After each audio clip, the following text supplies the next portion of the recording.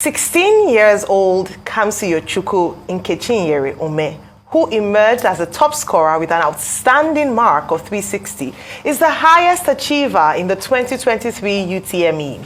Kamsi, a student of Deeper Life High School in Mowe, Ogun State, says her major role model is Pastor Dr. W.F. Kumuyi and Dr. Ben Carson. The Anambra State-born student says she has always been a lover of chemistry, where she scored 99 out of 100. Joining us now is Kamsiyochukwu Nkechinyere Umeh, UTME highest scorer. Good morning, Kamsi. Welcome to the morning show and congratulations. Thank you. Well, congratulations. Thank you, sir. So how did you check your result? And when you saw that result, how did you feel? Because there's been so much talk about how people check their results, whether the result will have a photograph embossed or not. Take us through that process before we now focus specifically on you yourself. Okay, when the results came out, I was in school, and they announced that the results were out like 7 days after I wrote the JAMB. It was a Tuesday when they told us that the results were out. So that Tuesday, I went to my guidance counselor and I asked her to call my mom for me and tell her that the results were out and that she should check it. So that Wednesday morning, the guidance counselor called me into her office and then she phoned my mom. So I spoke to my mom, and then my mom was the one who told me my results, my score. So I was not the one that checked it personally, it was my mom.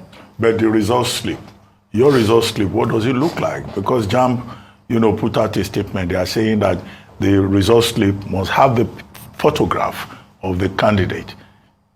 I haven't seen my result slip personally, the JAMB printout. I haven't seen it. But I've seen the slips of my other classmates who have printed out their own results. So yes, there's like a photograph of them, I think about 2. One from the N9 and then one from the JAMB registration photo. Yeah. Right, so Kamsi, we're so proud of you. And Thank you. You say this is your first attempt at writing the UTME. Some people have written this, more than 5 times and not gotten anywhere. Why did I look at you? But let me just, we're so proud of you. So tell us, you've shared the preparation stage. It's so great to see a young girl like you at only 16 years old, having achieved such a feat. You've talked about how elated you were when you heard that you could score that result, but tell us the process, because greatness has a process. What was the process of you arriving as the best performing student in UTME 2023?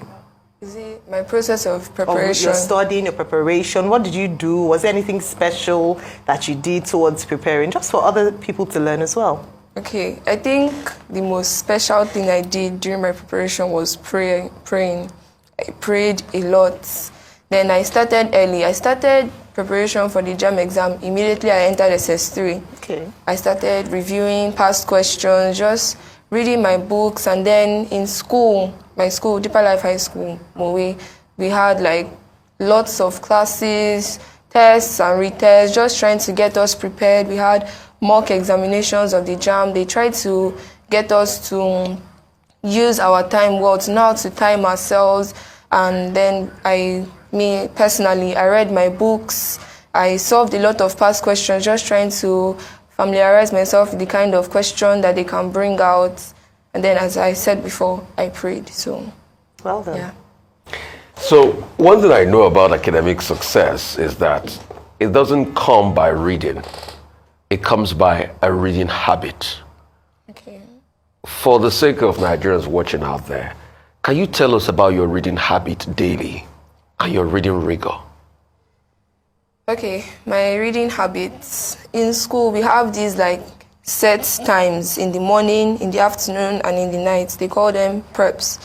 So there's morning, afternoon, and night preps. So that's where I do majority of my reading. And then after the night prep, when we retire back to the hostel, I do a little reading in the night from 30 minutes to 1 hour. Yeah. Okay, so cumulatively in a day, you get to like 3, 4, 5 hours of reading or 6 hours of studying? Yeah. So you study like 6 hours every day? Yes. Tell us about your school, Deeper Life High School. Because the school seems to have a reputation for producing geniuses like you. What is the school environment like? What kind of teachers do you have? Because Deeper Life High School, everywhere, doing so well. Tell us about the school. Okay, let me start with the teachers. We have excellent teachers in my school. I've never seen teachers like the ones we have in my school. They are so willing, they want us to succeed at all costs, and they are willing to make any sacrifice. Some of them, they come over, they live in the school, they leave like their houses or wherever they are staying as early as maybe 5 or 6 a.m. and then they can go home as late as maybe 10 or 11 in the night, just trying to teach us, to drill us, to make sure that, okay, these children are set and prepared for this exam. This school environment we are very involved in spiritual activities. I don't know, we pray, we have services. The environment is conducive, it's good for us as learners. Yeah, the school is always trying to provide for us to make sure that we are okay in all senses, morally, spiritually, physically, health-wise, emotionally, in all those areas. So the school is a very good one. Yeah. Fantastic. All right, so in terms of the next steps for you, your mom said that you love reading. In fact, you're going to pursue the arts, that you love literature. And I say that because Dr. Bati is, when you're an expert and someone to look up to and a mentor in that regard, definitely he has that. But you decided to go with the sciences, chemical engineering. In fact, in your results, you got 99 out of 100 in chemistry, 98 out of 100 in maths, 97 out of 100 in physics, and then 66 in English language. That's impressive. Would you at any point consider, so are you still going for chemical engineering? Yes. You chose UNILAG, University of Lagos, as your university of choice. Is that still your choice? Because I hear some other universities are trying to woo you through scholarships and the likes. And then you also say you want to go forward to your master's, PhD. What are your plans? What do you want to do? Well, I think you said it all. Yes, I'm going to UNILAG, but I'm actually considering other options apart from UNILAG, but like UNILAG is my first choice of university, and then I'm going to study chemical engineering, and then after that I'm looking forward to a master's outside the country, and then my PhD as well outside the country. So those are like my plans. And then for me, reading is not something that I may want to pursue like academically. It's more of a hobby for me. It's like my greatest hobby. I don't know what I love to spend my time doing. I love reading literature. Any book I see, I just pick it up and I start looking at it. So it's like a hobby for me. So environment matters in the greatness of somebody. You couldn't have done all of this without the input of your parents. Yes. What role did they play in building this reading culture in you as we speak today? And how can we build that reading culture in our Nigerian society? Because our problem is we don't read. We are not the society that reads any longer. How can we help build that reading culture in society? The role of your parents first, then how can we generally improve reading culture and education in Nigeria? My parents, they were my encouragers, as well as my school. But my parents, they were always encouraging me, always supporting me. I'm a boarder, so they allow our parents to call us during the weekend, and then my parents, they never missed a weekend, always calling, always trying to find out how I am, encouraging me, supporting me. And then during my SS3, I actually did not really have any holidays, but the few that the school gave us, anytime I go home, my mom is like, my parents, my mom and my dad, they are always on my neck. They don't want to allow me to rest. They're like, Kamsi, go and pick up your books. You can also tell them how much you love them and what they mean to you on live TV. It will be good, and speak to them. I love my parents. Everybody loves their parents. You can tell them how much it's on live TV. I love my parents a lot, actually. My mom, my dad, I love them, and they mean the world to me, actually. So, yeah, I love them. Okay, so how do we improve on the reading culture nationally now and education in general?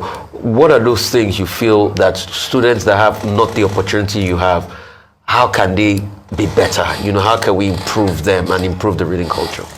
Well, I feel even if, despite like efforts and everything, if someone wants to succeed, it's a matter of determination and choice. So, but you know, how they can improve the reading culture, they can maybe in schools where students are, they can create like set times for them to read, and they're like, okay, during this time and this time, you guys have to read, you have to pick up your books. And then they should also encourage them to be determined to succeed, because me personally, I feel like despite the efforts that anyone puts in, the environment, the parents, whether or not a student will succeed is a matter of their decision, their choice. If a student is like, okay, I want to succeed, I want to achieve success, the student has to be determined, the student has to choose to succeed. And then after the student has made that choice to succeed, the student has to, you know, put in the effort. So determination helps with that. But then the environment of the students can also help by, you know, encouraging them, throwing in incentives from time to time, and, you know, just helping them, supporting them. Well, something quickly, like that. you've been quoted as saying you admire Pastor Kumuyi and also Dr. Ben Carson. Would you like to talk briefly about those two role models? Gifted hands. Yes. You read the book. I have, okay, let me start with Dr. Ben Carson. Dr. Ben Carson is one of my role models, yes, because he, despite his background, despite where he came from, he has achieved so much. I think I've read all his books, Gifted Hands, Think Big, The Big Picture. I've read those 3 books, and then when I read those books, I feel so inspired, and I'm like, okay, I want to be like this man. And then Pastor Dr. W.F. Kumuyi, he's my greatest role model. Like, when he's the proprietor of my school, so we have like services, deeper life services in my school, and then anytime he comes up on stage to preach, I'm always awed by how he carries himself, how he talks, how he's not afraid to say what needs to be said, and how great he is, and the respect that people have for him. I've not met him personally, but I would really like to. Wow. Well, certainly. I'm sure Pastor Kumuyi himself will invite you as a superstar, promoting his legacy with your distinction. Absolutely. Well, thank you so much, Kamsiyochukwu Nkechinyere Umeh, for your time with us this morning. It was such a pleasure speaking with you on the morning show.